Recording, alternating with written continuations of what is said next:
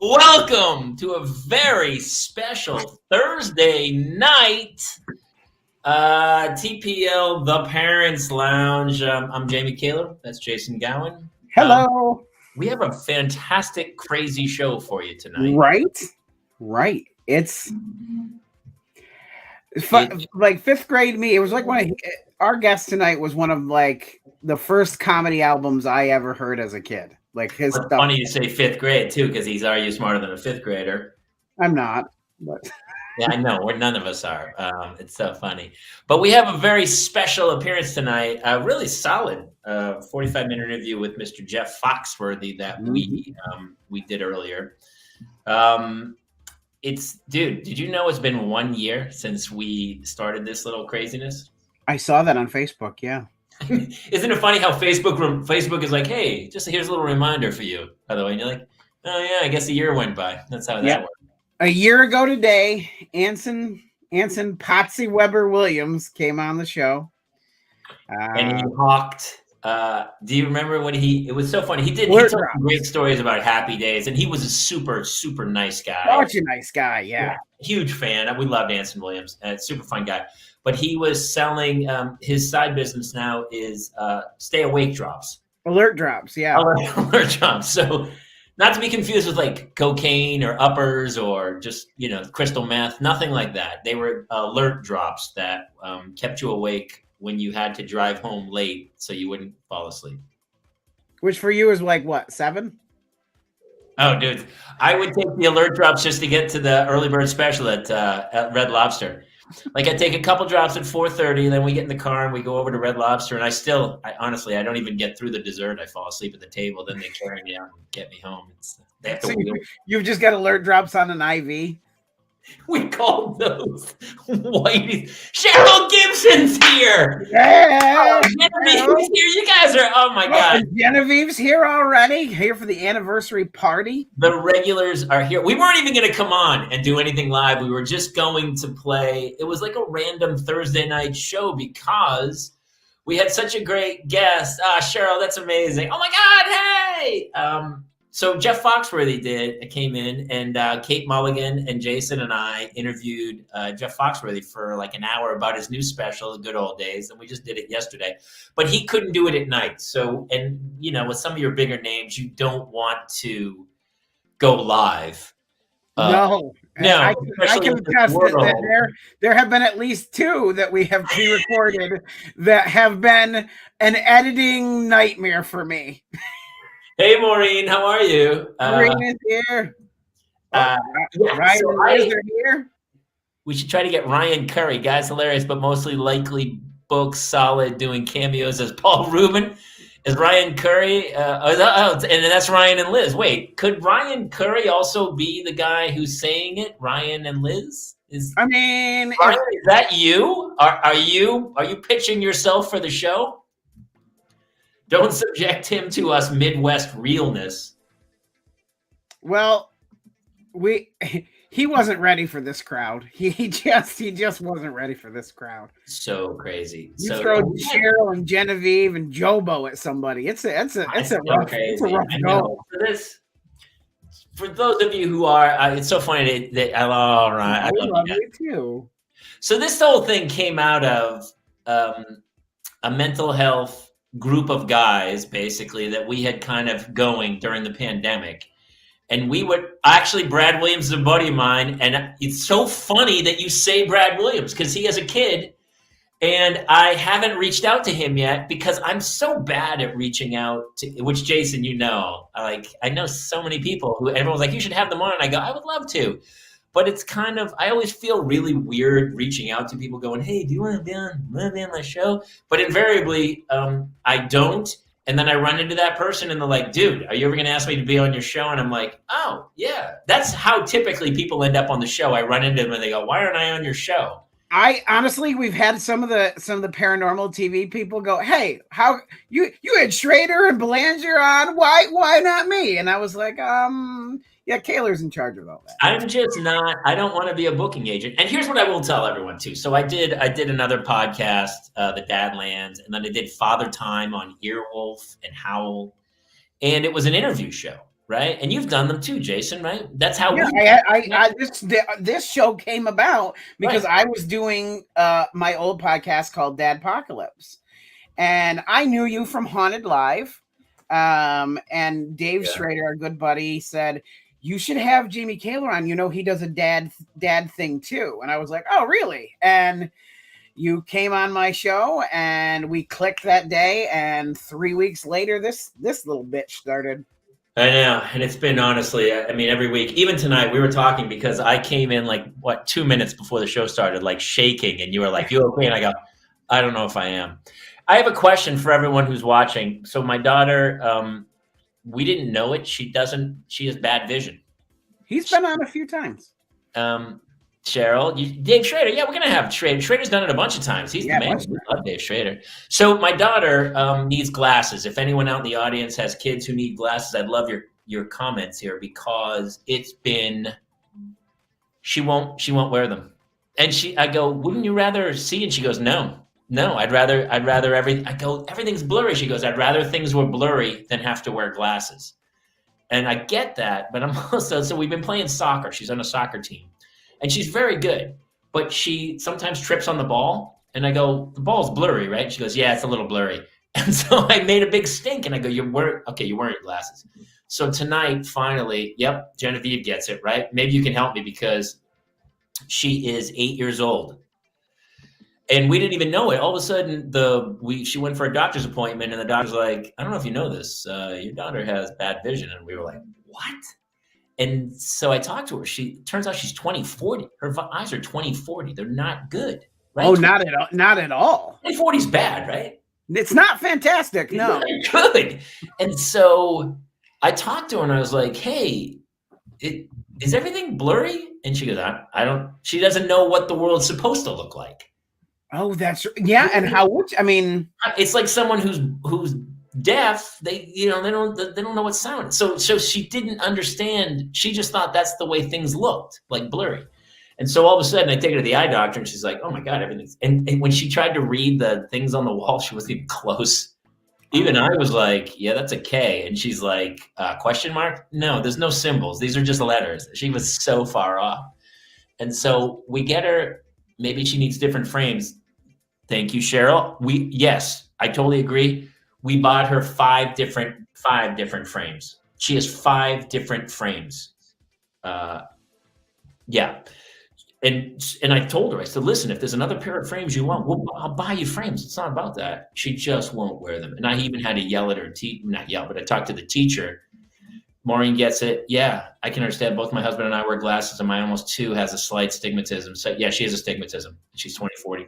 I had to talk to her teacher because she was spelling words just off and reading words wrong. And I was like, so the teacher's yelling at her to put glasses on. So finally today, we go to soccer practice with her new team, and I give her the glasses, and she won't put them on. Won't put them on. Yelling at her. I go, she wants a play date with her friend this weekend. I said, no, if you don't wear these, no play dates. And she's like, tears are streaming down her face. And finally she puts them on and they fog up immediately. And I'm that dude at the park yelling at his kid going, you put these on. But I had just watched her trip on the ball 3 times. Like, she's good. And she goes to kick the ball, but she steps on it and falls. And then I was like, here, put your glasses on. She's like, I'm not wearing those. And I said, would you rather step on the ball and trip? And she goes, yeah. And I said, you're embarrassed by wearing glasses, but you're not embarrassed by doing a banana peel fall like Laurel and Hardy in the middle of the soccer field? That doesn't. I wasn't. Cheryl Gibson says, I met my first husband. I wasn't wearing my glasses and waved at some guy. Please wear her glasses. So true. That is so true. I went through that. I was born with a cataract. I didn't know I saw it different. I was born that way. That's how we all are, right? And so, and here's what's really crazy. There's another little girl on the team who wears glasses, and she plays them. And Cheryl's, my life is so sad. And so my daughter, the other girl who has the glasses on, is literally 10 feet away from my daughter. As I'm screaming at her, basically in front of hundreds of people, to put her glasses on, and she goes, "No, these glasses look stupid." Oh no! The kid was like, "What are you talking about?" And so it got ugly. It really got ugly. Tears, screaming at the field in a public place. And then I drove her home, and we were both dead silent on the way home. And I was shaking because I felt bad that I had pushed it that far. Right. But it was like a line in the sand, and I just lost it. Have you ever reached that point where once you draw the line, you can't come back? No. But then in the back of my head, I'm like, this is not the right place. This is not the right line. I'm in the middle of a conflict that I can't get out of because I can't show weakness. And so I felt so shitty. She's crying. I'm like, oh my God. And so we got home, and I was like, look, you have got to start wearing your glasses. So she's wearing them right now, although she probably took them off when I walked in this room. But right. I'm going to be honest. When you came in, and that's time after you've had a little time to cool down, you were tense. I mean, it was tense. Oh, it reminded me of that day during the pandemic when I beat the shit out of that Restoration Hardware lamp. Yes. Do you remember that? Where I was like, I'm not gonna get through today. And I had that like surging energy of like, and I came home, we did our home, I was like, do you have homework? She's like, no. And I said, she goes, I only have to review something for a test for tomorrow. I said, all right, well, let's review that. And then, of course, when she pulls that out, she had like 3 pages of homework she hadn't done. And I was like, did you lie to me? She was like, I did. I lied to you. Well, I mean, at least she came clean. We had a meltdown about that. And then she just kept saying, she goes, I'm sorry. That's all they ever say, right? I'm sorry. I go, I don't want to hear your fucking sorries. I don't want to hear it. I go, stop being sorry. I don't give a shit because stop doing it. And then she... everything calmed down or something. And then I was talking to Claire, and I said something to Claire, and Hannah mocked me and said what I had said back. I said, like, Claire, you're going to be in bed by 7:30. And then Hannah was like, Claire, you're going to be in bed by 7:30. I was like, you mother, did you just, are you, and she's 8. I mean, it's not like she's 14 and telling me to go to F myself. No, but my in the cabinet. Of your 2 girls, I do feel like Hannah is most like you. She's exactly, dude. That's honestly the most painful thing ever is that, Ava, how are you, baby? Good to see you. She's honestly, it's like the karma police were like, dude, here you go. Like my father's passed, but I know he's up there. He's like sipping a Schlitz, just laughing his ass off right now going, see? Now do you see? I had a parent-teacher conference today. How'd that go? You know how it went. I got to the door, and the woman, his teacher goes, yes, I've been preparing for this one. And I was like, you had to prepare for mine? And so the child apparently knows that he's done wrong. And I guess some girl tried to tattle on him for something he'd done in class, and he tried to silence her in class. And every time she'd try to tell on him, he'd scream, "It was an accident!" And so like the teacher couldn't even hear what the little girl was trying to tell him or tell her, because every time the little girl would try to speak, Jace would interject, "It was an accident!" Okay, we're making a t-shirt. We're definitely making a t-shirt that says it was an accident. That's That's happening. That's happening. That's one of the greatest. That's one of the greatest lines I've ever heard a child say over and over again. And so, like, even when the teacher, I guess, started to question them, Cheryl's right. Where did he learn that? It from me, and the twins were an accident. So I guess even when she started questioning him, he like insisted it was an accident. We have to do a little you have to, you know what you should do? We have to do a photo of him and then just do the silhouette of a little boy with his arms up in the air where he goes, it was an accident. That's really funny, man. Oh, Big Rich over on Twitch. Yes, we will. Apparently, we are making We're making those shirts. Yeah. What's funny? I was talking to somebody else today. All these people who are, and I love. By the way, some of you guys are sharing the show on your pages, which we have got to start sending some. We're talking about sending some swag out to anybody else. I sent out 7 packages of swag today. I'm gonna get the Parents Lounge whiskey glasses and wine glasses, and we're gonna start just sending them out to people who watch the show, because I mean, I don't know about you guys who are watching, but this has turned into like the greatest mental health thing that's helped me. I mean, even now, like I feel so much better. Like 30 minutes ago, I was like, I don't know if I can get through this thing. I'm gonna punch somebody in the face in about 2 seconds, which I'm feeling a lot. Well, usually you're here by 20 of, and when you weren't here, I was like, where is Kaler? Shaking. I was in the other room, like trying to calm down, man. I mean, clenched. Yeah, it's this all the time. It's like Charlton Heston at the end of Planet of the Apes. That would have been a better line for him. It was only an accident. The Monkey and Apes took over. Oh my God. And in a way they have. Also, the Dark Lord. This morning, my wife was watching them, and I took a short nap after the parent teacher conference because I was wounded. It didn't go well, and then I woke up, and the Dark Lord is standing over me in the bed, and he's holding a pillow with a Jack Nicholson The Shining smile, and I was like, holy shit. He was going to take me out. I think he was going to smother me. And I was like, Melissa, why were you not in? Why are you allowing him to do this? And I don't know if they're in cahoots, but not a great day for me. You know, it's that age, because that's the bit from my first album that happened with Hannah when I swore in front of, do you remember that? I swore in front of Hannah the first time. And I said, I was trying to put her in the car seat and she was planing. And I was like, I had my knee on her and I was trying to bend her into the seat and she wouldn't bend and she's screaming and I'm afraid I'm going to break her in half. I'm like, get in that fucking car seat. I'll fucking kill you as I'm pushing her into the seat. And then later I told the end of the joke, which is absolutely true. My wife went in to put Hannah to bed and she comes back in the room. She's like, hey, did you say something weird to Hannah? And I go, no, why? And she goes, well, I would put Hannah to bed. And I said, good night, Hannah. And Hannah went, I'm going to fucking kill daddy. And then I go, yeah, she means that.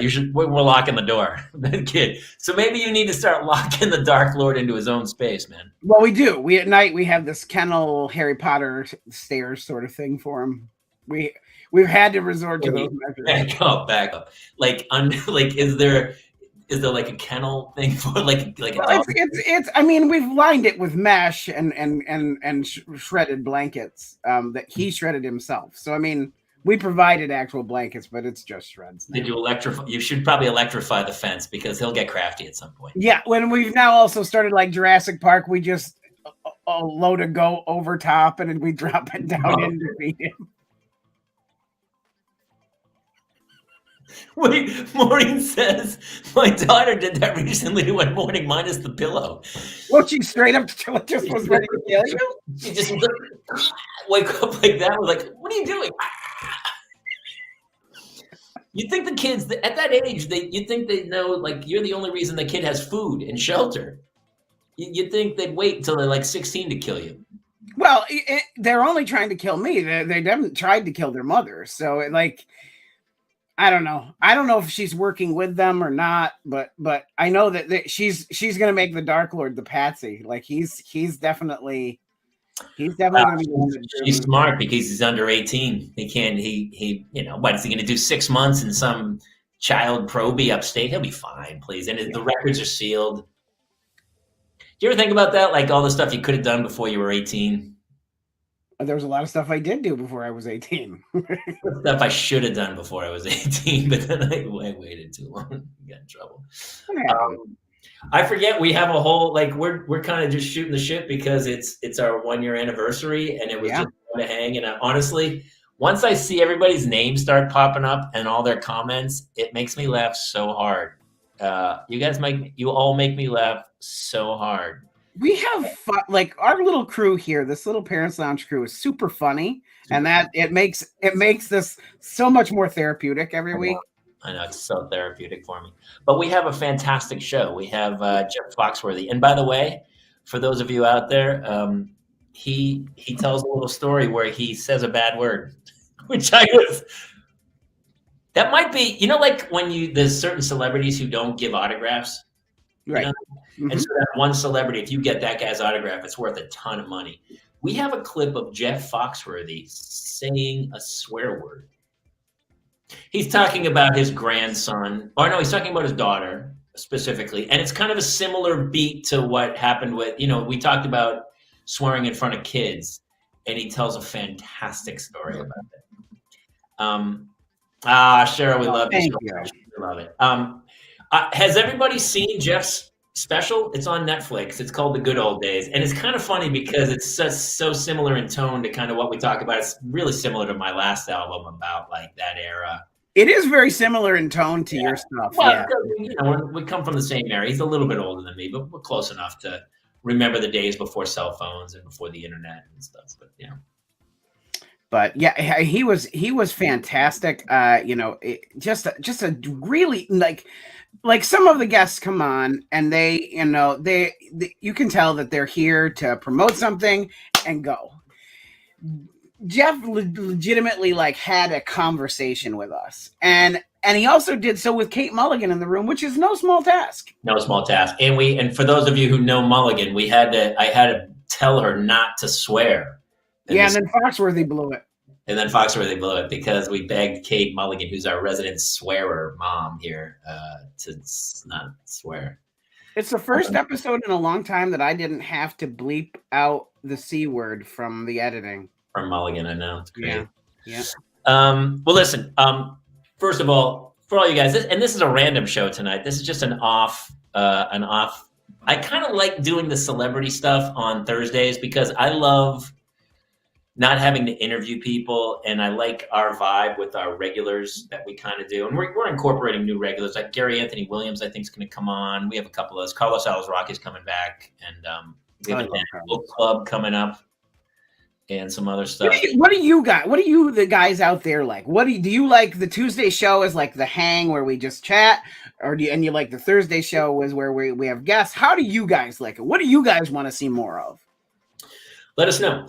And do that also. I mean, obviously, I can't. We had some huge numbers on Tuesday, and it's because Carlos is the best. I just talked to him today. He's so blindingly funny.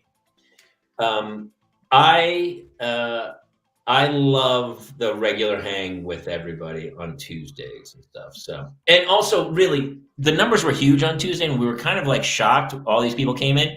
And it was because a bunch of the regulars shared the feed to their profile and brought other parents in. And some of those other parents have also popped in and been like, hey, oh my God, this is because it really is. We're all in the same boat, man. We've all made made choices in our life, and we're here taking, like, even tonight, I'm like, why? I was driving home going, why did I fucking do this to myself? My friends who don't have kids are like, they joined country clubs. All they do is play golf, and then they do a little stuff and go out to dinner. And I'm like, they go, what are you up to? And I go, oh, I'm picking up kids from school, and then I got soccer practice, and then I got to make them dinner. And then it's like, they're like, oh.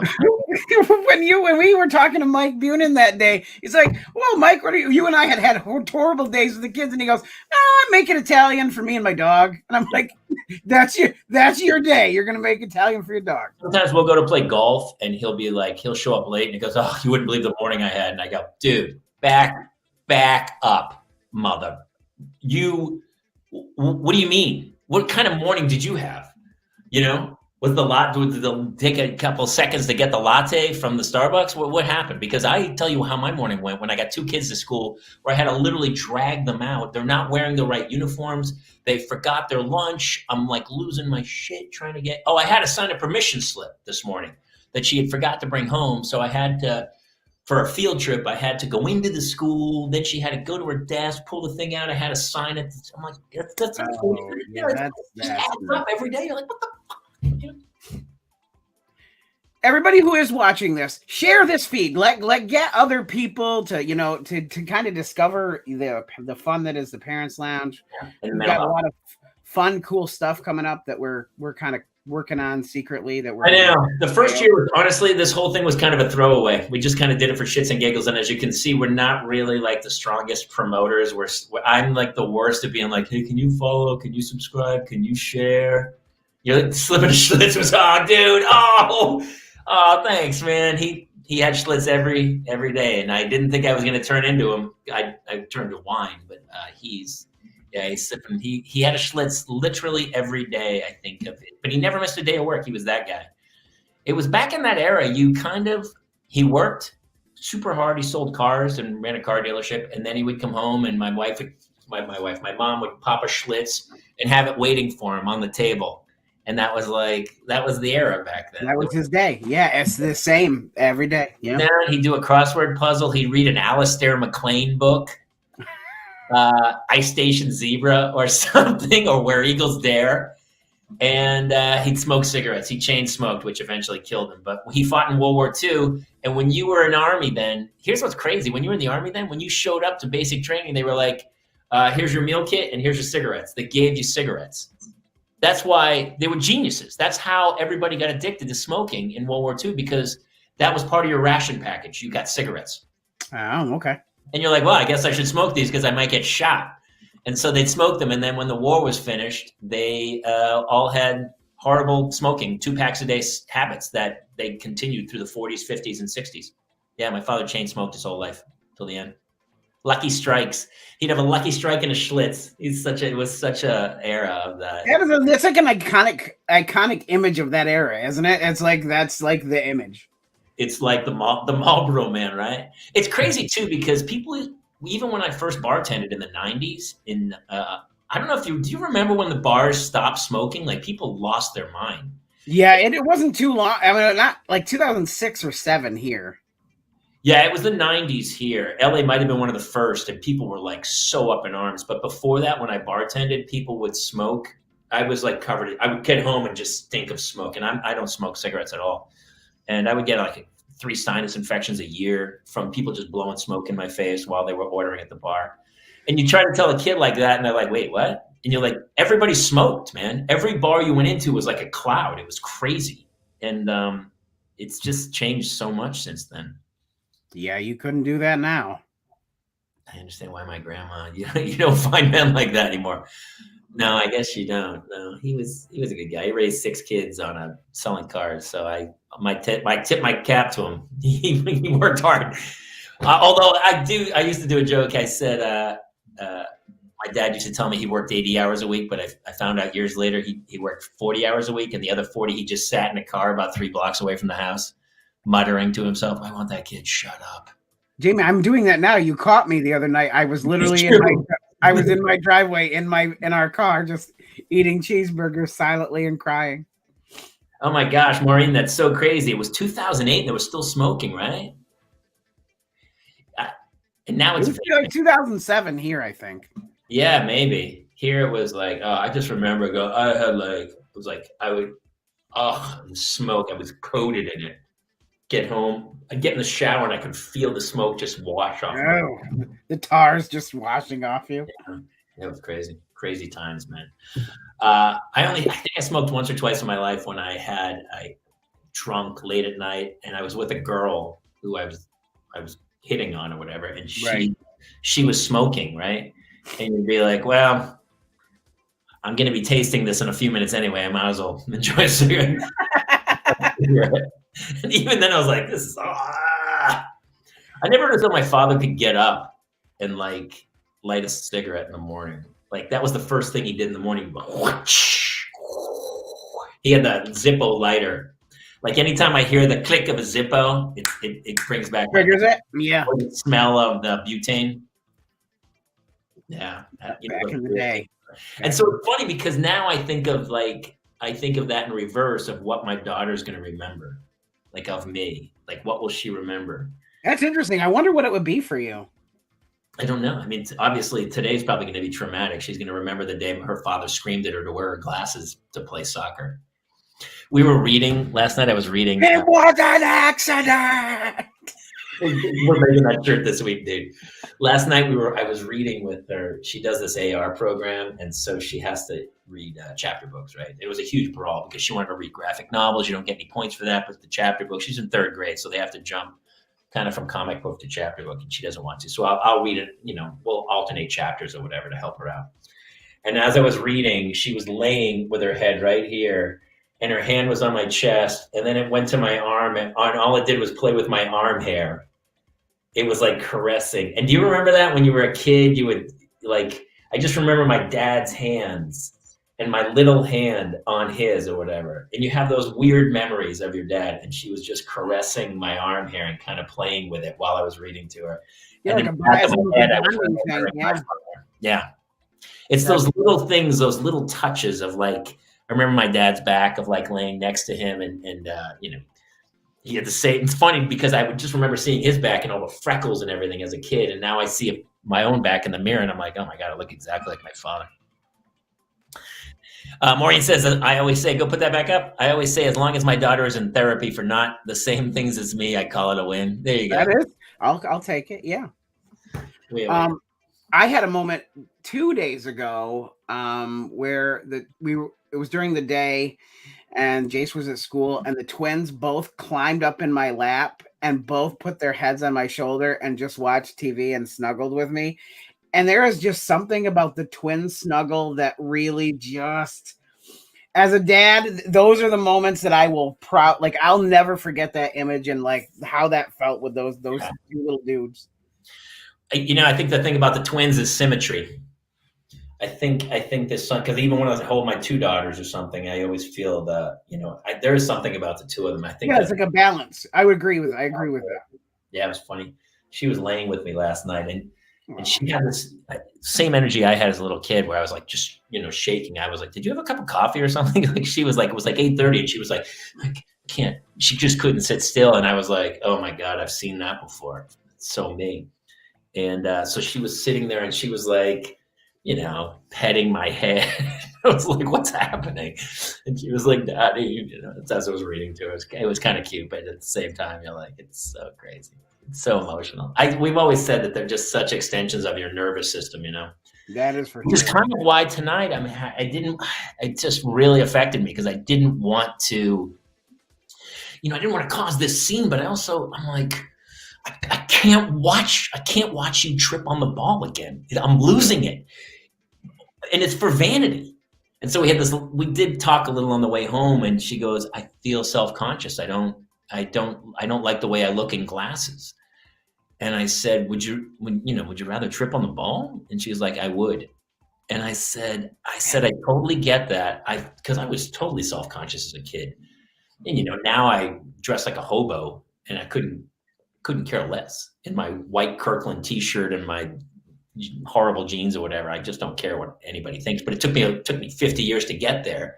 And she feels that self-consciousness, but how do you get your kids to be, I said, the best way to do it is put your glasses on and go score a goal. Yes. So Cheryl Gibson, do kids wear contacts? So she's 8 and she has really thin eyes. And so it's going to be really hard, but we're looking into it. And there's a certain age they can start. It's pretty hard at 8, I think. And honestly, I'd have to hold her eye open and put them in. Jobo! It's so funny because I was kind of waiting to start the Foxworthy before Jobo showed up. It did feel right that he's here now. It felt right. So, but yes, Cheryl, I totally agree with that. We're trying to do contacts, but that's going to be a serious process. If you've seen my daughter, she has eyes like me, very thin shaped. And so it's going to be a process to open them up and then jam. Yeah. It's going to be super hard. And honestly, hey, my favorite thing, Cheryl, I saw this too. They had a routine. My dad, it was like surgery when he his Zippo. Do you know that, Jason, at all? It was like elaborate. It was like he was cleaning a gun. Like he had the Zippo, the butane, a rag, and everything was so meticulous. He would open the Zippo and he'd put it in and then fill it. And then he could do that thing where he, you know, when you take the Zippo and you snap it open and then fold it. And yeah, there was a whole thing to the Zippo, man. The Zippo is pretty cool. I have one. I never use it for anything. No, the only thing I really use here now is the barbecue grill lighter. That's about it. The long one, right? Yeah, and it mostly gets used to light birthday candles, and that's about it. Gets used to light, yeah. Unless some of my friends are over in the backyard, you know. And you have birthday cake? Yeah, it's his birthday. There's some birthday cakeage going on, I think so. What else should we talk about? So, hey, listen, we're still going to be here. We'd love to see your comments during Foxworthy, and we'll be glad to share them all. Yes. But the interview is pre-recorded, so Foxworthy's not going to see your comment and go, "Hey, Cheryl, you might be right." It's not going to be that. But what else should we talk about? It's been a great year, dude. Honestly, I'm so thankful that this happened, and I look forward. It was kind of like a throwaway, like we were just kind of joking. Yes, Jobo, that's exactly what we're talking about. And yes, I'll call you when we have some questions about. 420. Maybe we should do a 420 show. Actually, we're going to do the 4th. Oh, that's May 4th. May 4th. We're having a Star Wars day. My buddy is the Mandalorian, not the face of the Mandalorian. He's physically the Mandalorian for 6 months for the shoot. And then Pedro Pascal comes in and shoots everything with the face off. But my buddy, Brendan Wayne, who's John Wayne's grandson, plays the Mandalorian. So he's going to come for our show on the May the 4th. That's exciting. Yeah, Mulligan about cream dinner jeans when you said that. Yeah, Greg Grunberg, we're recording next week, and he's going to be next Thursday. Yep, next Thursday, a week from tonight, 10 o'clock Eastern, 7 Pacific. Greg Grunberg will be here with me, Jamie, and Claire. We also have a Dad's Book Club, and our first book is going to be The Godfather. The Godfather, yes. We're going to do a book club where we choose books that no one's ever going to read, but they've seen the movie so many times. So the first week will probably be Godfather, and then I think the second book will be Jaws. Books that I'm on board for both. Yeah, I think I'll have read those books by then. I got enough. No, Genevieve, Greg Grunberg cannot do live due to his schedule, unfortunately. He couldn't do live. But you know what? Here's what'll happen with Greg. He'll do a show, and then here's what's happened before. And then people go, oh, let me see if I can make the live work, because the live is really way more fun. Yep. But also, you have to kind of fit into the mold. We don't want to do interviews. We don't want to interview people. We would just want to be the parents who hang out and shoot the shit and have everybody chime in. So, yeah, I like just learning about their lives without like having to interview them. I like them just telling us stories. I know.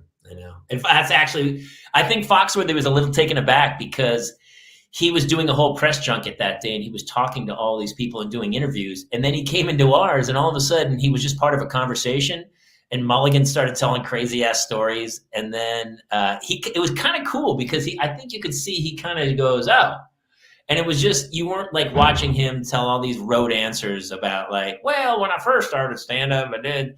All of a sudden it turned into just people talking about their kids, and it was pretty great. There's a bit in the middle, and I keep watch for this, where you see it really click to him what we're doing here, and then he like really delves in, and he gives some fantastic advice that I have thought about since he said it.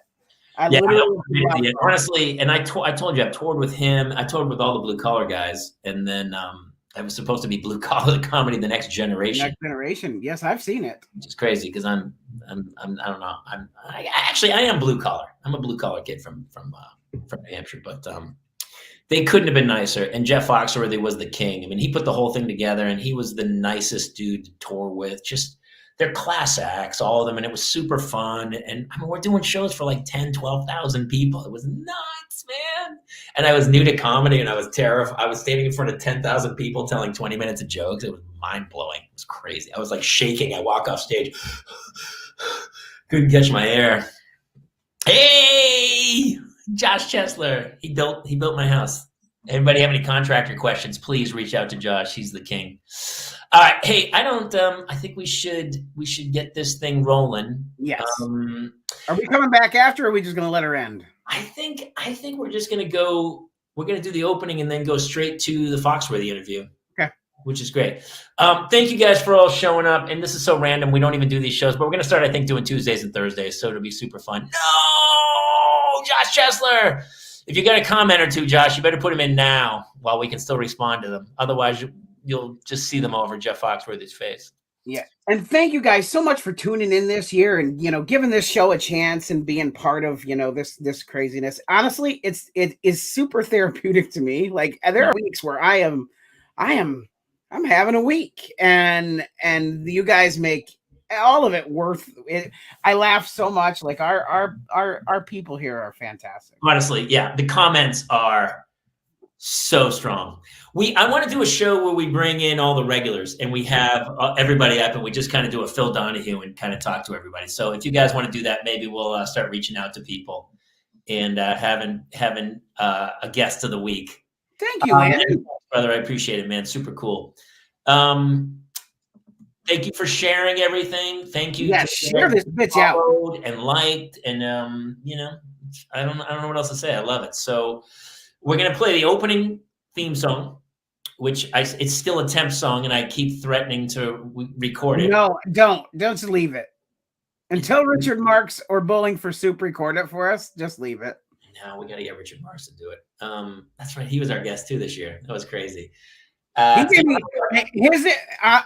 the year that we've done this show, it's Richard Marks' stuff that I have implemented the most of, because he also had 3 boys. Yeah, and everything he said to me that resonates and still resonates, and I really appreciated everything I took from him from that. You know what we should do? We should take all the shows, and most of the guests gave us one really good piece of advice, and we should just string them together. Put them together. I also want to cut.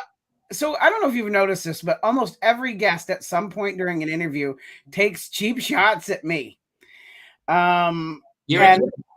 And so I am going to cut together all of the guests' cheap shots at me from start to finish, from Anson Williams right up to Keckner. No, the best is Keckner. He's like, Gowin. I'm seeing him here. He's coming here next month, and I'm super pumped because we're going to hang a little. He's super great, man. Super funny. All right. I don't have anything else to say to you guys. I love you all. Honestly, this has been life-changing. So here's to the next year, and let's keep going. I guess. All right. Ladies and gentlemen. That's about it. Ladies and gentlemen, this gentleman who's going to be our guest this evening, you may know him from a little thing called the Blue Collar Comedy Tour, about 25 books. You Might Be a Redneck, which is so funny because that's not really who he is. When you see his stand-up, he's really a storyteller, a family storyteller. But that redneck joke always just blows up. It's so great. Although he didn't do one because he was just Jeff. He was just Jeff hanging, chatting with us. So it's kind of funny. He just tells stories. So it's a super fun interview. We're going to be here watching along with you. So if you do post comments, we'll be sure to share them and post them up. So please have at it. And I love you guys. All right. You ready? Hit it! We could have homes on separate coals, go dive in Greece with squids. Yeah, we could have been so bleeping rich, but instead we had kids. They won't smile for a photo, they won't eat the food we choose. That's why we're heading to the parents' lounge to drown ourselves in booze. Every day we're more exhausted, we haven't slept in years. They hit me in the nuts so bad, my eyes filled up with tears. And yes, we'd like to fake our death and go off of the grids, but the truth is we are softies and we truly love our kids.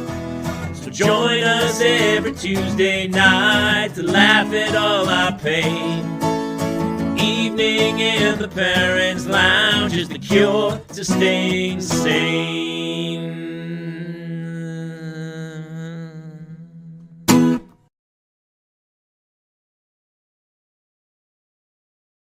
Jeff, thank you so much for coming on and spending some time with us. We all watched your special, and I loved it, man. We all loved it. Super fun. Yeah, I'm honored that you would take the time to watch it. So that's cool. Kidding. Listen, I've sat with you when I toured with you, and I've watched you many, many times, and it's always great. Here's what I love about the show and your act in particular is that not only is it really funny, but it just made me so reminiscent of my childhood. Like, I mean, the good old days is such the perfect name. And we've been talking about it the whole time about the phone with the long cord and how we all grew up so different than we're raising our own kids. Well, it was funny because my father-in-law, that's kind of his thing. Everything was better in the good old. And so when COVID hit, as you know, as a comic, when you can't, you don't really write when you don't have a stage to go try it out on, because you don't know whether it's good or bad. So I just been rolling that phrase around. Like when somebody says the good old, it's like, what the hell? When was that? It's not marked on the calendar. And so I started thinking about, like, as you get older, everything changes. Technology changes, society changes, morality changes. And you do find yourself living in a world that doesn't make sense. And so it would seem natural that you would hearken back to the time when things made sense. And for most of it, it's back when we were growing up. And so I literally got a big sheet, like a poster board, and I would write education, and on both sides of the board. How did we do it then? How do we do it now? Transportation. But it became a very fun piece of material because it became, when I got to the point where I could start playing with it and trying it out, it was multi-generational. You'd say one thing and kind of the older people in the audience would laugh. Then you'd throw it back the other way and the younger people would laugh. And so, I just literally kind of was thinking of my childhood as opposed to the way I raised my kids, who now are having kids of their own, so. Yeah, I was going to say something that has always sort of touched me about your comedy is how, like, when I would do stand up, and I'm sure I'm super famous from doing it. I have a great, beautiful career doing it myself. I'm not sure at all. No, but I always felt like it was hard to reach everybody. Like, I couldn't find universality, and I feel like you nail universality. Like, yes, like that is such your special gift, is like exactly what you're describing, is that there's not going to be anybody that watches this special that there's not something for them in it. And it's like a real gift that you could do that. I mean, that's so kind. Kate, like, I was lucky because I remember like those days of first doing amateur nights and clubs and going around thinking, what am I going to talk about? Am I going to talk about maybe that commercial or that billboard or whatever? And I was lucky because I found that thing early on that worked for me. And that was, I trusted, hey, if I think something or my wife says something or my family does something, I'm going to trust other people thinking and saying the same thing. And I just trusted that, even when I would have weird thoughts, I'm like, well, I bet somebody else has thought that, and I'd write it down. And, I'm very lucky that I found that thing that worked for me, because there is no stencil on how to be a comic. No. If you want to be a musician, you go to music school. If you want to be an actor, you want to go to acting school. You learn to be a comic by hanging out with comics. I mean, that's how you do it. And so, you really learn to be a comic by failing at it. I can tell you that firsthand. Well, funny, talking about the good old days. My dad, because he would say the good old days, but what's funny is we were talking earlier. My father didn't watch TV when I was a kid, and I didn't understand it because I love TV more than anything. And then when I got older, it dawned on me that he could not pause television or record. So if he wanted to watch a show that was on Thursday night at 8:00, he better be in that chair at 7:59, and those kids better be nowhere. He probably tried watching TV when the kids were young and was like, and like melted down. So it makes me laugh. There wasn't any saving it. It's if you didn't see it in that half hour, you would have to wait 6 months because they would rerun like half the season. You know. Yeah. Or the VHS, we would put the VHS in to record. We got a lot of, we have like Olympics from 1988 recorded. Sure. I like got FloJo winning the gold and then like a Kodak commercial. After. Well, you would have FloJo winning the gold and then like a 4-second clip of your aunt doing something. And then it would be like Thanksgiving. And then like my dad's 40th birthday where everybody showed up carrying a coffin. Like it was just. And then the holiday Rudolph special. This is the weirdest Olympics ever. No, Jason, not the whole Rudolph special, just the last 20 minutes of it. So, Yep. Jeff, you're like me. You have 2 daughters, and here's what I also love about we have Mulligan as our resident swearer. She gets a potty mouth sometimes, so we had to tell her you got to be clean. And when my wife's name, we're very clean, and I love that. I think you push yourself a little further when you try to do it clean. But as a dad, did you ever swear with the kids around, or do you not swear at all? I mean, it's very fun. I come from a world-class swearer.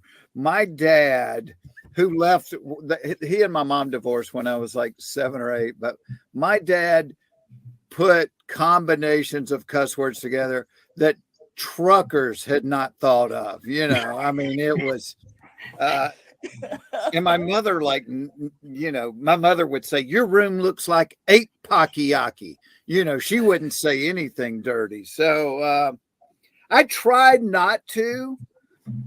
Can you swear on your podcast or you don't? We can, yes. We can, So I will tell you this. So my oldest daughter, Jordan, we were living in LA and we came home to Atlanta for Christmas. And we had gone to Christmas Day brunch at the Ritz-Carlton. And so when we come out, I'm putting Jordan in the car seat in the back of the car. And I'm talking to my wife. And I said, I hate rich people, because we had just come out of I said, rich people walk around with a look on their face like, who's shit? And so my daughter, who is like 14 months old at that point, goes, who's shit? Who's shit? And for the rest of Christmas Day, that's the only thing she would say. So we go to visit my mother, and my mother's like, come here, darling. Who's shit? Who's shit? And so I learned at a very early age, you got to watch it because it will come back. I mean, I said it one time and she became a parrot with it. So maybe that's my gift because I swear so much. My kids don't even register it. They don't even think it's a swear word, right? They don't even know it's anything. They don't know there's anything wrong with that word. They just go, oh, Dad's talking again. It's funny. I swear in the real world, but I don't around my kids. My kid told me the other day, he's like, I'm going to say a swear word, mama. And I was like, okay, go ahead. That was really stupid. And I was like, I know what you mean. Yeah. All right. Try not to say that swear word again. Yeah. By the way, I had Jeff, my husband, my 6-year-old.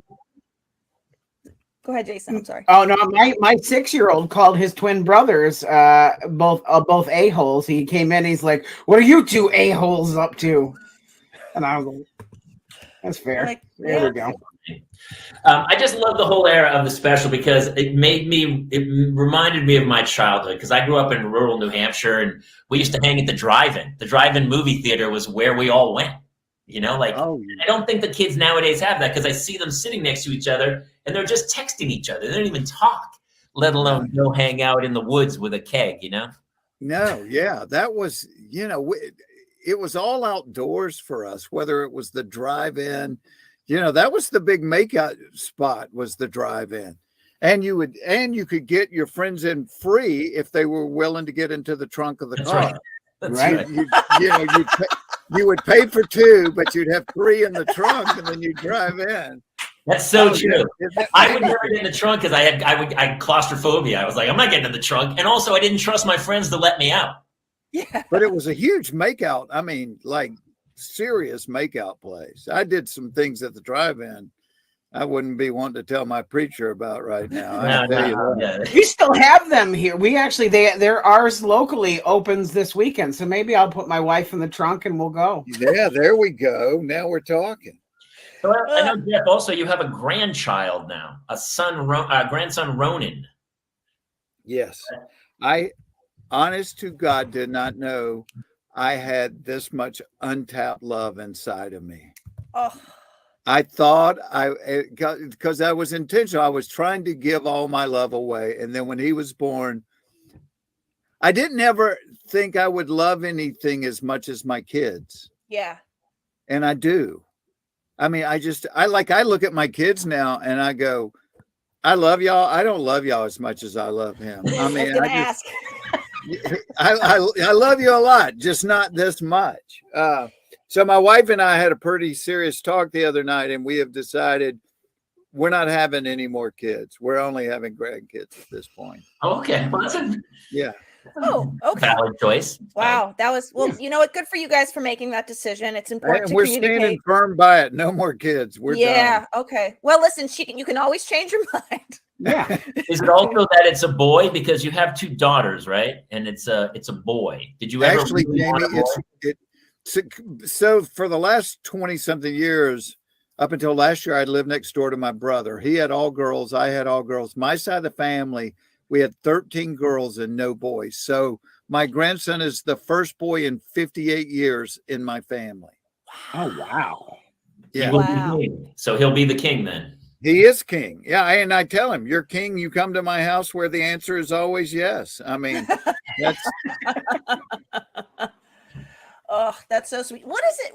I was thinking about this, you know, I have friends of people in the industry, of people that are well-known, famous in the industry as you are. And what's that like to date or marry your daughter? What is that? I mean, that's gotta be a little intimidating. Yeah. You know, Kay, I never think of myself as like, I don't think about it. Do you know what I mean? So when I'm met like guys, I also don't think of myself as famous, so I know exactly what you mean. but like when somebody comes in to meet me, I don't think, oh, they're thinking, I mean, I'm just Jules's dad or Jordan's dad, you know. But the kid thinks it when that 16-year-old boy comes into your house and he's eating your daughter. Yeah. And you go, hey, maybe we should go hunting this weekend. He's like, wait, what's happening here? You know, the weird thing is like, so my youngest daughter is the one that's married, and she married a kid that she's been to school with since the first grade. So I knew her husband in the first grade. On the seventh grade school trip to Washington, he was the one that was making out on the bus and, you know, slapping the little girl's butts, and I'm like having to pull him aside going, look, dude, I was you 25 years ago. Yeah. And so I'm like, never in my wildest dreams did I think this guy is going to end up being my son-in-law. That's really funny. I've known him, but I love him to death. Was your speech at their wedding, first of all, a Netflix special? Was it ridiculous, hilarious? Did you destroy the kid in jokes, or were you kind of soft? No, I was kind of soft with him. I love him because his buddies were beating him up a lot. So I was soft with him. I always want to be a safe place for my kids. And since you guys do a parent show, if I could think of one piece of advice, that would be it, is be a safe place. Not meaning that you don't discipline, because the only kids that never get disciplined, trust me, your parents don't give a crap about you if you don't get disciplined.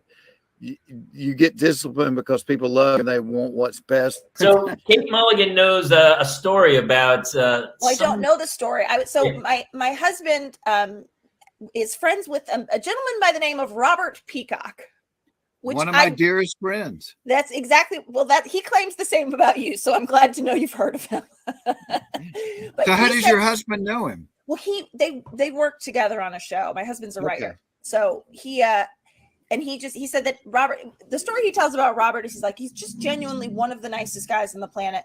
When I was on the show, he said, I told him my parents were coming in to visit, and he said, "Oh, what are your parents' names?" And he said, "Bill and Denise." And then later, when he introduced Robert to them, Robert said, "Bill, Denise, nice to meet you." And Dickie was like, "This is unbelievable." But Robert, so Dickie called him. My husband Dickie called him, and he said, "Oh, I know you're good friends with Jeff. My wife's going to be doing a show with him tomorrow. It's a parenting show." And he's like, ask him to tell the story of what my son Sam did in front of his daughters. Is that a story you can tell? Yeah, I think I can tell it. So, because it still resonates in my family to this day. So, our girls, we have a farm, and so the Peacocks came to visit. We have all girls; they had all boys.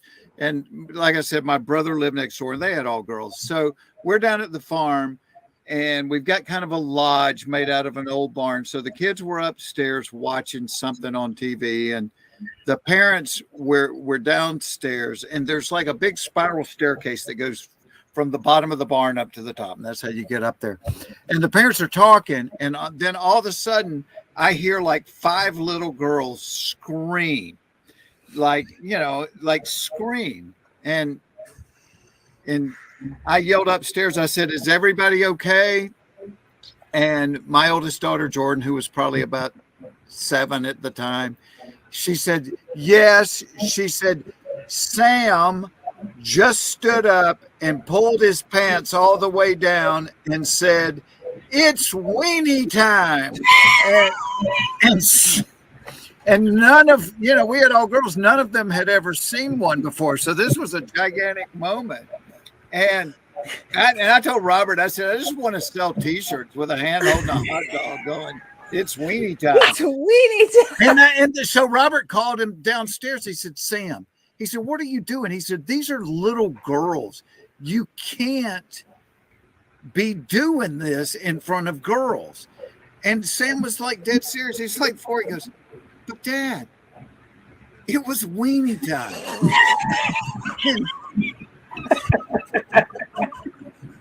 Have you never told that on stage? That's such a good No. Oh my God. Wait, Well, so that's a new But shit still for to us. this We're gonna day, do a so new with thing. my grandson the other night, he's out of the tub, and my girls are like parading him through the house. "It's weenie time. It's weenie time." That's so gold. That is so funny. the story only works because Sam was younger than them. What's Oh, yeah, funny- right. If Sam was older, Sam would be in jail right I now. was gonna Yeah, say, he would be canceled now. Yeah. 32 years old. It got really weird then. Yeah. You know what's funny? You talk about that because what I really loved in your special too was about, like, when I was a kid, smut porn was an old Playboy you found in the woods or something, and it was kind of beautiful. Nowadays, my next door neighbor, he told me that his 11-year-old daughter, some boy on the bus, had a phone and showed the 11-year-old girl like hardcore, and I'm like, oh, maybe technology isn't great. I think that's a real struggle for parents now. Is they've just got. We didn't have access to that. I didn't have any access. When I was a kid, no access to it. I had to turn the dial to the 3 channels. That's how I started, Yes, exactly. And Oh, so yeah, scrambled. Yeah. yeah. Any boy that knew what that was on the TV was not a good boy, Yeah. You would watch Cinemax and go like, I think that's a boob. I think that's a boob. So what is the answer to that? Because it is available everywhere. I mean, I think I did a joke in the special. You don't even have to be looking for it because it's looking for you. When you said Italian, delicious Italian near me. Meatball. Mamma mia, that's a spicy meatball. Well, I don't know when's the last. Every now and then, someone will go like, "Hey, I sent you an email," and I go, "I didn't get it." And they go, "Look in your junk." And you never look in junk, but that one time you look in junk, you're like, "Oh my God, man, what's in my junk?" My junk. So how do you deal with that as a parent now? Do you have to have more honest conversation, because nobody ever talked to me about sex, but I don't know how you can be a parent of young children now and not have this conversation, because that they're going to be watching this stuff and try to explain the difference between what is this like between people that love each other and are in relationship, as opposed to what they're watching, like you said, on the bus. It's damaging. Yeah, I can tell you though, if I was like 15 years old and I was trying to do homework and I was 2 clicks away from, I'd be illiterate. I wouldn't even know how to read right now. I wouldn't know how to do anything except find porn on a computer when I was. I have trouble with it now. Tell them what you got. You got some email that said, "Oh yeah, I got an email from Samantha something Institute for Purity, and apparently, however they found me, apparently I was looking at some risque material too much, and they wanted to counsel me about it, and they had like a whole. She teaches a seminar. She coaches. She's a coach, and she can help wean you off of not being the master of your domain, I would say. Jason, what in the world have you been watching? Yeah, I don't. Not me, Jeff. It's my wife, and it's not my fault. It's my wife. It's just who she is. Oh, Jason has 3 boys. He has twins who are 2 years old. Three. Yeah, they're 3 now. And a 6-year-old. Here's the ad, actually. Sarah Brewer coaching. Now, Jason, you think this is a story to tell to the extent that you have the flyer ready with your face on it? You're proud of the story, Jason? Well, I tried to make it into a joke, and I felt like at the time it landed. I may be wrong. I also think Sarah Brewer's way too good looking to be teaching guys not to use. And I think it's a bait and switch. I think when you get in there, it's something else. I don't know. There was just an innocence, I feel like, that's kind of being lost. I equate it to the menu at the Cheesecake Factory. Like, sometimes you're not supposed to have this many choices in life. Like, I just want 3 or 4 choices and I'll pick one. I don't need 700 different meals to look at. And I feel like nowadays that's what the world is. There's just so much white noise coming through that people we're not capable of focusing anymore. I agree with you. I think, and especially after like being intimate with this material and like really contemplating it and thinking over it, I think we have too much information now. I know, because like a friend of mine is a psychologist, and he said, you do know there's more people that suffer from anxiety now than any time in human history. And he thinks it's because we have too much information. He goes, some things are just better, like I talked about on there with Googling, the side effects of something, or Googling every ache and pain we have. We've made ourselves just so totally paranoid because everything you want to know is right there at your. I don't know that that's necessarily a good thing, because we no longer think. We no longer think critically, and by that I don't mean with like a critical attitude. I mean thinking things 2nd and 3rd and 4th layer deep, real critical thinking on subject, because it's all right there for us to skim. And so we never do deep dives on anything.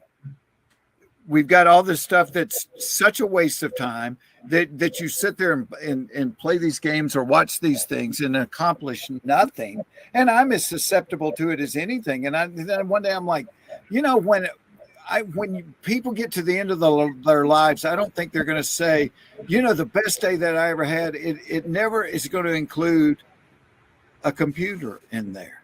Yeah. Or a phone. No one's going to say the best say days of your life are not going to include those things. It was like, remember when we went to this place or made this memory or did this thing.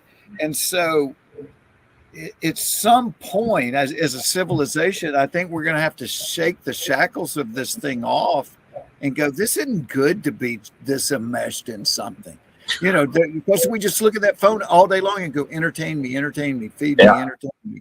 Well, you never get a break from it now either. Like No. it's constant from the time you get up to the time you go to sleep. It's constant information being bombarded to you. Like you used to get a break, and you don't. You just don't anymore. And it's somebody's job, Jason, to make sure that you don't put it down. They know how to hit those buttons to release endorphins to make you feel better, and you become so totally addicted to this thing. And that's somebody's job to make sure that you do.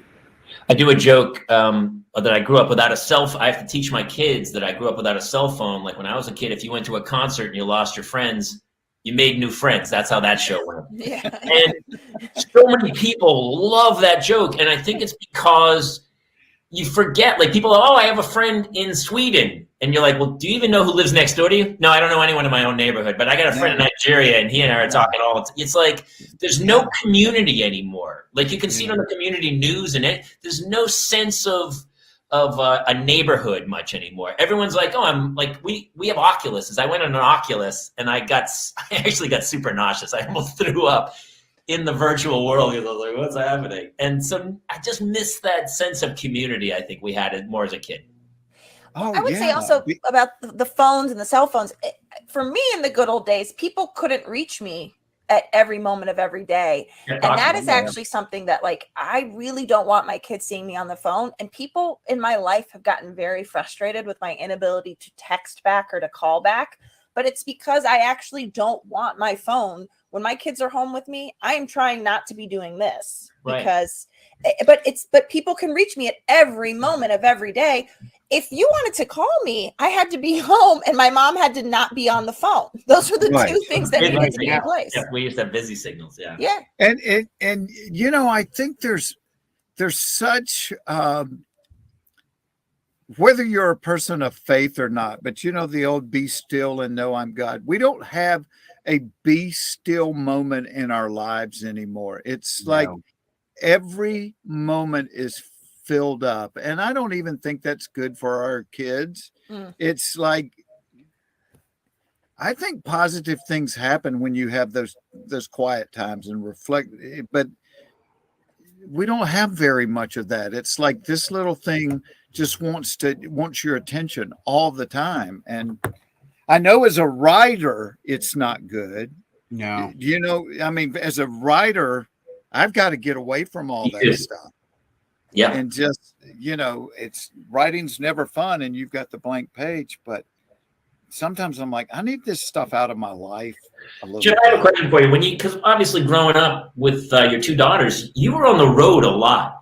When you came home, were you just like, yes, girls, whatever you want?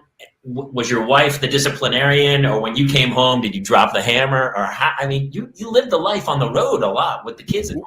You know, I did. And it was very funny because my dad left early in my life. My dad left when I was like 8 or 9. And so it was always important to me to be a great dad. That was probably my number one priority in life.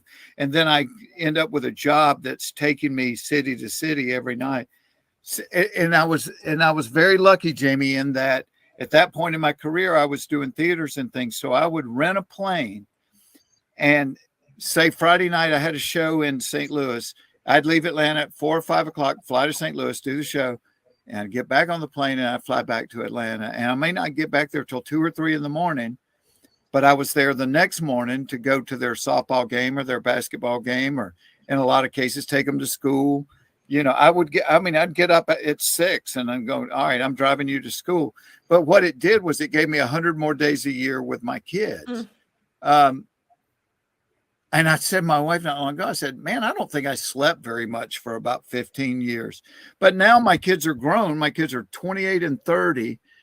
We were living out where we used to live. And they said, Mom and Dad, y'all need to move down here and live near us, because they just enjoy it. They come like over like every day or every other day. And we just have, so I look back and I go, all that time and effort that I put into them. And so there's something about driving your kids to school. You talk a lot. I mean, about a lot of stuff. That was every day. I drive every day. Yeah. Good, rich time. But I look back at it and I go, man, I was making an investment in them by coming home, but it's paid off. I mean, you do reap what you sow. because now they're grown and they're our friends. I mean, you know, you kind of grow out of having to, you're always the parent, but you grow much. And I just look at them and go, man, I love these human beings. They're nice people. They're good quality people. And they're my kids. So do you remember ever like blowing up and losing your cool? Because I still like my kids drive me crazy. I'm not going to lie to you. Like I love them and it's great. And I take them to school, but even this morning trying to get them out the door, will you get ready? We're killing me. They're just sitting there. I mean, I used to hate bedtime. Bedtime. I'm not tired, Dad. Yeah, I don't care. It would just go on and on and on. Oh, and then I look at my daughter who's got her little baby that sleeps 7 to 7, you know, like, and I'm like, how in the world did you do that? But I'm not talking about babies. I'm talking about like when they were 10, 11, 12. I'm like, go to bed. You know, I don't want to start a conversation at 11 o'clock at night. Go to bed. Yeah, I mean, I'm human. There would be a lot of times I would lose it, but okay, all right, because you always seem so. But here was the thing. Here was when I'd really lose it. Is I would tolerate a lot of stuff, and they were kind of daddy's girls. But if they talked back to their mother or smarted off at their mother, I was out of the chair. I was like, that's my girlfriend, and you do not talk to my girlfriend that way. Keep my wife's name out of your mouth. There it is. There it is. I would not let them do that to their mom. I wouldn't appreciate them, you know. Speaking of your girlfriend, your wife, your life partner, you do the funniest bit at the beginning of your set. And it went on. I was like, in my head, I was like, how's he going to get out of this? And then I won't reveal how you get out of it, but it's perfect. This is just me being like, how'd you memorize all of that? Or are you just legitimately, did you actually, or are you legitimately are you just ad-libbing? Because you went on for like, it was like, it's that. What's the bit? Is the bit about packing, the packing bit? No, about talking during the pandemic. Waking up during during the pandemic. Oh my gosh. Oh yes. Yeah, it's fantastic. It was the most relatable. Because sometimes I'll be like, I'm not going to laugh at a wife joke. I was laughing at that. Too, dude. I kept waiting for it to end, and I was like, well, that's the out. Oh, I guess. Okay. I'm like, how is he going to get out of this? And it was gold. It was gold. Such a gold bit. Yes. Yeah. My favorite part is at the end of it, my wife looks at me and goes, do I do that? And I was like, I don't know. And specifically, some of the lines were verbatim. Yeah. You know, Kate, I don't know why I can do this. I have this weird thing. But I read long ago that if you write something long-handed, there's something about the act of your brain telling your hand to do it, that you have like an 80% better chance of memorizing it. Yeah. And so I had that thing on note cards, and I would just write it like every day. I would just write it again. So when I go to do it on stage, I'm not remembering it. I'm reading those cards. I can see those cards in my mind's eye, and I'm just reading the card, just one, and I know which one comes after the next, you know, and I'm literally just reading. It was so seamless. And I was like, oh, wow, it's still going. Oh, how is he going to get out? Oh my God. And when you come to the out, it's really. So Jeff, I have a question about that, because it was during the pandemic. I put out an album in September, and I had to memorize it kind of on my own because I didn't really do that many road gigs. Yeah. It's like this, for this special, you weren't on the road a ton. Maybe a couple of warm-up gigs. Did you just kind of memorize it like a one-man show that you kind of did on your own? It was crazy. A little bit. Yeah. You know, I mean, because you know what it's like. You're trying to put a new hour and 15 or 20 in your brain. Well, when you're on the road all the time, it kind of just comes naturally. So it was little things like that, like my wife's conversation. And I had parts of it that I was still kind of struggling with right before I was filming it. And so I told them, I said, the month before I filmed this, I just want as many gigs as I can get anywhere. And so then I'm working like 5 nights in a row, and I'm like, hell, this was easy when I was 35. This is killing me now.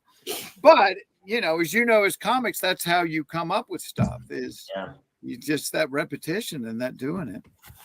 Well, also now something I'm sure we need to address is you've got a clothing line coming out. So exciting! A pizza box clothing line. Where can they find your? Where can they find you're going to be able to find those in Domino's. I think Papa John's is going to carry it, and Pizza Hut is already. Pizza Hut is doing a signature line. We don't want to wreck the last story of the special, but it's about you and Larry on the road. And obviously, you know what I loved about that whole story is, and it's a big reason I don't love the road, because typically you're alone. You pass guys in the airport, and you're like, hey, what's happening? But all of a sudden, you got this magic moment where you got to kind of tour with your friends and do this. I mean, I just would love when you guys would all get up at the end and tell stories and stuff. And so it was great that you close your special with a story about you and Larry on the road. I mean, you must have, by the way, that story is pretty crazy. Yeah, it's pretty awesome. It's pretty crazy. Yeah. There was so many of them because we were out together for years. Yeah. But like I said that night, I didn't want to tell one on the other guys. Not that I wouldn't do it, but I want them there. To tell their side of it. So when I was thinking about what, I'm like, all right, let me just tell one of the dumbass things I've done through the years. So well, you couldn't possibly have any crazy stories about Ron. There's no way that crazy stories, I don't believe. No, what could possibly go wrong with Mr. for 3 years getting off the plane going, has anybody seen my jacket? Did anybody see my suitcase? There's Ron White stuff scattered all over the country out there. Can I ask, being friends with Larry, does that mean that your daughters grew up with free Mater impressions if they wanted them? Yeah, you know what? He's so sweet with that. Like, if we'll do meet and greets and things, and somebody comes up and goes, Larry, my son is like the biggest Mater fan. He's like, call him. What's their name? Call him. Chad, and then he'll, hey Chad, this is Mater, and he'll talk to him on the phone, and which I think is really, really sweet and cool because he knows how much it means to him, I'm telling you, I've got 2 boys, and Mater, we had all of the Mater things for a while here. They're now a little older into, now they've got like all the Darth Vader stuff you can own. But. So does it take, see, because I just always thought I would have boys, and then I had all girls. And then, like, through the years, I thought, you know what? It takes a special dad to be a girl's dad. Oh, yeah. Because you have to learn a whole new skill set. You can't just do the wrestling it's a whole, and so I took pride in being a good girl's dad because I had to learn to listen and to be, is it so for you? Is it weird being just a boy's mom? It's funny. I think it serves my egomania well because I really enjoy being the woman that they love. Yeah, you're the queen. You're the boyfriends that they can't leave you, Kate. That's the real thing, right? But I will say I grew up with just a sister, so I only knew girls, but I nannied and I babysat basically from the time, this is wild to talk about the good old days. I started babysitting at 10. Well, is there a 10-year-old people that trusted you to watch their house and their kids at 10 years old? At 10. I would walk up. It was always in the neighborhood, but I'd walk to the house and I'd babysit. And I always had a special connection with the little boys because I think I've got a little bit of a masculine energy about me anyway. Just a scooch. Yeah, just a scooch. I got a stealth mouth and a. The best thing about having 2 little girls is that when we're at a restaurant and the girls have to go to the bathroom, I always go, Kate, I don't want to take them in the men's room. It's too disgusting in there. So you should probably do this. And she's the greatest gift of having girls that I don't have to take them to the restroom as much. Yeah. And it's like with little boys, like the mom taking what age does that stop? I'll tell you, it's already sort of stopped. My son, Neil, who is 6, he'll turn 7 shortly. He really gets horrified if I make him come into the bathroom with me. And so then I will wait outside. So now if he wants to go to the bathroom by himself, I wait outside the men's and I'm like, I hope nothing happens in there that I can't, and he'll usually be in and out, and I'll be like, go back in, because I know you didn't wash your hands, and he'll go back in. But yeah, it's already started. When Hannah was 2, I was at a mall with her, and I had to go to the bathroom so badly. So I put her on my shoulders, and I went into the bathroom and used the urinal while she was on my shoulders. And she kept trying to lean over to look down. And so I had to kind of torque my body back and hold her back while I peed in the urinal. She's like, Dad, isn't it weenie time? Yes, come on, Jamie. Sometimes it's just weenie time. We have 3 boys here. It's weenie time all day, every day. I love my wife until those boys are out of this house will never know the Clugs are in a clean toilet seat. It's not going to happen here. Yeah, don't even bother blaming it. I'm never. I had kids really late. Like I was 50 when I had kids, and I don't want to have to fight a 16-year-old boy when I'm 66. Like, I don't want to have that fist fight with him. So, I'll deal with the girls in their teen years. What was it like when they started to get, in their teen years, and they were like, Dad, like swearing at you and stuff? Or did you get off the hook on that? I got off the hook on most of it. Like, I do remember like, and it's Jules's husband now, but that they like broke up one summer, and then he came like sniffing back around at 14, and I told Jules, I said I'm not saying you can't go out with him anymore, but you can't go out with him until he and I go for a walk. And she was like, I started sweating. I said he's going for a walk, and I'm like walking him down the street going, all right, look, she is like the most precious thing in the world to me, and I will do anything in the world to help anybody that tries to build her up and protect her. But the minute that you do something to take advantage or whatever, you're going to have a huge problem with me. And I would like give them that conversation going down the street. You're going to treat her with respect, and and my wife said, Jules would be in the house like, oh, Dad's embarrassing me to death. But my son-in-law to this day goes, trust me, that speech stuck. I remember that speech, and it stuck with me that I was going to treat her with respect and be nice. And it's things like, I've been married 37 years. I still open my wife's car door, even if we're in our own garage going out. And so, but like, I noticed him doing that for my daughter. And he's like, well, hell, you do it. So you kind of made it where I have to do it because this is all your girls have ever seen. Yeah. Because I used to tell my girls, I want to make whoever dates you have to work. It's I want you to have a bar how you expect a man to treat you. Has he ever tried to talk you down? Has he ever tried to be like, listen, could you just stop with the car door? Because it'd make my life a lot easier if I could stop. You're set the bar a little high, Jeff. I'm not going to lie to you. Yeah. He started that. I had a friend of mine that I was saying, I'm talking about taking my kids to school every day. And he came to me because don't tell that story around my wife anymore, because I really need to get to the office. And anytime I balk about taking the kids to school, my wife goes, well, Jeff Foxworthy had time to take his kids to school. Hey, Jeff, we got to let you go in a minute here. Really quick, you got cut off earlier. You had some great advice for parents that I think we should use as our closing little bit. You were telling us that you had some advice that you wanted to share with parents. It was about be still, right? It was be still and be safe. That's, and to be safe doesn't mean that you condone everything that they do, but it means, because I think somebody told me one time, for a kid growing up, they take all the little building blocks that you have given them their whole life. This is how to behave. This is what to do. And then when they get to that college age, they knock it all down and they pick them up one at a time and they examine them and go, you know what? I'm going to keep that one for my house. That's a good one. Oh, I love that.